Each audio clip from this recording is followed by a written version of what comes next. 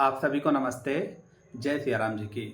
आज हम बात करते हैं जन्म कुंडली में 12 भाव कौन कौन से होते हैं और उन 12 भावों को किन किन नामों से जाना जाता है। जन्म कुंडली में 12 भाव होते हैं। उन 12 भावों में से जो सबसे ऊपर का वर्ग होता है जिसे हम लगन भाव या प्रथम भाव भी कहते हैं। जन्म कुंडली में लगन भाव के बाएं साइड से यानी कि घड़ी की सुई के विपरीत दिशा से चलने पर हमें क्रमशः दूसरा भाव, तीसरा भाव, चौथा भाव, पांचवा भाव, छठवां भाव, सातवां भाव, आठवां भाव, नौवां भाव, 10वां भाव, 11वां भाव और 12वां भाव मिलते हैं। इसे ऐसे समझिए, मान लीजिए कि लगन कुंडली के लगन भाव जिन्हें हम प्रथम भाव कहते हैं उसमें सिंह राशि लिखी हुई है, तो उसके दूसरे भाव में कन्या राशि, तीसरे भाव में तुला राशि, ऐसे ऐसे करके वृश्चिक राशि, धनु राशि, मकर राशि, कुंभ राशि, मीन राशि, उसके बाद मेष राशि, वृषभ राशि, मिथुन राशि और कर्क राशि लिखी गई होगी। 12वें भाव में कर्क राशि आएगी। अब भाव के स्वामी को हम भावेश भी कहते हैं। अगर लगन भाव में सिंह राशि है तो सिंह राशि का स्वामी सूर्य देवता होते हैं, यानी कि लग्नेश हमारे सूर्य देवता होंगे। अगर दूसरे भाव में कन्या राशि है तो कहा जाएगा कि दूसरे घर का स्वामी बुध देव हैं। क्यों? क्योंकि बुध देव की राशि दूसरे घर में पड़ेगी सिंह लगन में, क्योंकि लगन भाव को प्रथम भाव कहते हैं और लगन भाव में हमने सिंह राशि मान के चली है। इसी प्रकार से सभी भावों के स्वामियों के नामों को भी हम जानते हैं। अब आइए हम जानते हैं कि लगन कुंडली के 12 भावों को किन किन भागों में यानी कि ग्रुपों में बांटा गया है। लगन कुंडली में एक ग्रुप होता है त्रिकोण भाव, पहला भाव, पांचवा भाव और आपका 9वां भाव, इसे हम त्रिकोण भाव भी कहते हैं। तो लगन कुंडली का लगन भाव, पंचम भाव, 9वां भाव, इसे हम त्रिकोण भाव कहते हैं। त्रिकोण के स्वामी को त्रिकोणेश कहते हैं। त्रिकोण भाव को हम लक्ष्मी स्थान भी कहते हैं, इसीलिए त्रिकोण भाव के स्वामी को कहीं कहीं पर लक्ष्मी स्थान अधिपति भी कहा जाता है। कुंडली में जो पहला भाव, जो चौथा भाव, जो सातवां भाव और जो कुंडली में 10वां भाव होता है उन्हें हम केंद्र भाव भी कहते हैं। केंद्र भाव भी शुभ भाव की श्रेणी में आते हैं, इन्हें हम विष्णु स्थान भी कहते हैं। इस प्रकार से पहला भाव, केंद्र भाव और त्रिकोण भाव दोनों भावों की श्रेणी में आता है। और जब कोई ग्रह केंद्र और त्रिकोण दोनों भाव का स्वामित्व प्राप्त कर लेता है तो उसे हम अति योगकारक ग्रह कहते हैं, मोस्ट ऑस्पिशियस प्लैनेट के नाम से जानते हैं। अब जो केंद्र भाव है उस केंद्र भाव में भी थोड़ा सा विभाजन है। लगन तो केंद्र और त्रिकोण दोनों है। अब चौथा घर और 10वां घर और 7वां घर भी इसमें आते हैं। अब 7वां घर को हम मारक भाव भी कहेंगे। कुंडली में दूसरा भाव और 7वां भाव को हम मारक भाव भी कहते हैं। मारक भाव के स्वामी को हम मार्केश नाम से भी जानते हैं। लेकिन एक बात का ध्यान रखना आवश्यक है कि दूसरा और 7वां घर मारक होते हैं, यह सिर्फ और सिर्फ रोग ज्योतिष के लिए बुरे होते हैं, यानी कि आपके शरीर को कष्ट दे सकते हैं, यानी कि हेल्थ में, स्वास्थ्य में समस्या उत्पन्न कर सकते हैं। लेकिन दूसरा घर परिवार का है, दूसरा घर धन का है, दूसरा घर बैंक बैलेंस का है, दूसरा घर आपके आभूषण का है, तो दूसरा घर और दूसरे घर का स्वामी आपके इन बातों को बताएगा। आपके जीवन में धन कैसा है, परिवार कैसा है, प्रारंभिक शिक्षा कैसा है, क्योंकि दूसरे भाव से हम प्रारंभिक शिक्षा भी देखते हैं। 7वां घर आपके व्यापार का है, आपके साझेदारी का है, आपके डेली वेजेस का, पर डे की इनकम है। अगर आप कोई व्यापार व्यवसाय करते हैं तो आपके पास क्लाइंट आते हैं कि नहीं, बिक्री होती है कि नहीं, ये 7वां घर भी आपका बताता है। 7वें घर से हम शरीर के अंगों में भी गुप्त अंगों को भी देखते हैं, यूरिन और किडनी वाले पार्ट को भी देखते हैं। तो 7वें घर का स्वामी और 7वां घर आपका बताएगा कि आपका व्यापार और साझेदार कैसा है, आपके जीवन में आपका जीवन साथी या जीवन संगनी कैसा है, आपके जीवन में आर्थिक उन्नति व्यापार व्यवसाय के माध्यम से, साझेदारी के माध्यम से कैसी होगी। आपके प्रत्यक्ष शत्रुओं को भी दर्शाता है 7वां भाव। लेकिन वही 7वां भाव मारक भाव और उसके स्वामी को मार्केश कहते हैं, इसीलिए हो सकता है कि वह हेल्थ के लिए बुरा हो जाए, लेकिन कभी कभी अन्य चीजों के लिए वो अच्छा साबित हो सकता है। कुंडली में तीसरा भाव, छठवां भाव, 10वां भाव और 11वां भाव, इन्हें हम उपचय भाव भी कहते हैं। उपचय का सीधा सा मतलब होता है वृद्धि करना, बढ़ाकर देना। तो उपचय भाव में जो ग्रह बैठते हैं और उपचय भाव के स्वामी, दोनों का काम होता है आपके जीवन में कुछ वृद्धि करके देना। अब वह वृद्धि आपके लिए अच्छी और बुरी कुछ भी हो सकती है।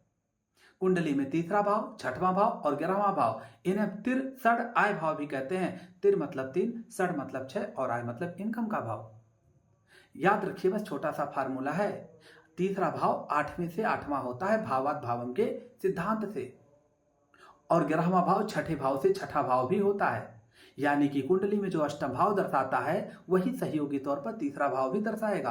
कुंडली में जो छठवां भाव दर्शाएगा सहयोगी तौर पर वही आपका 11वां भाव भी दर्शाएगा।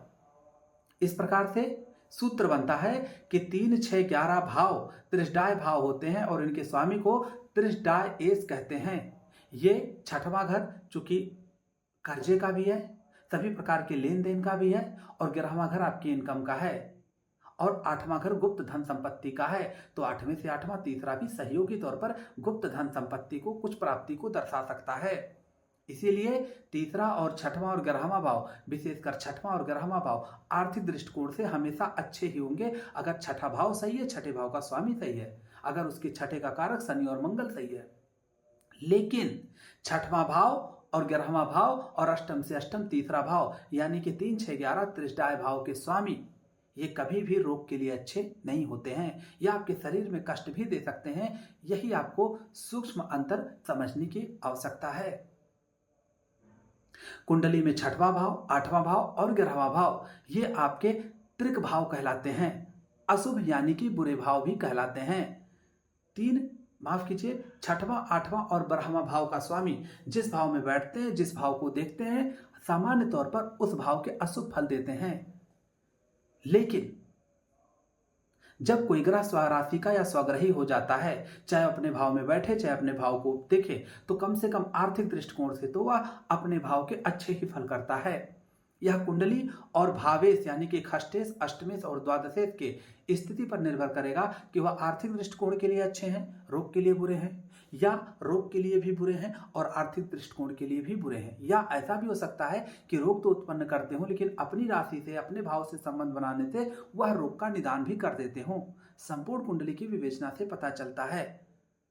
तो इससे हमें यह समझ में बात आनी चाहिए कि ना कोई भाव शुभ है ना कोई भाव अशुभ है।